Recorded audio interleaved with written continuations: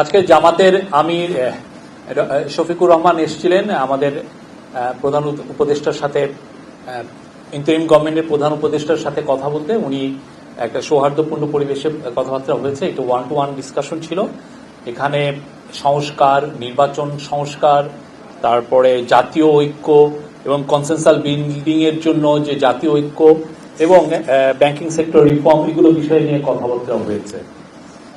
আর আপনারা জানেন যে আগে আমরা বলেছিলাম যে 31শে ডিসেম্বরের মধ্যে রিফর্ম কমিশনগুলোর রিপোর্ট হবে, কিন্তু যেহেতু ওনারা আমাদেরকে জানিয়েছেন যে ওনারা ঠিক সময়ের মধ্যে, ডেডলাইনের মধ্যে কাজগুলো শেষ করতে পারেন নাই, তো অনেকে এক্সটেনশন নিয়েছিলেন যে কাজটা আরো, কারণ আপনারা জেনেছেন ওনাদের অনেকে এমনও হয়েছে যে প্রতি সপ্তাহে 7 দিনই কাজ করতে হয়েছে, 10-12 ঘন্টা করে।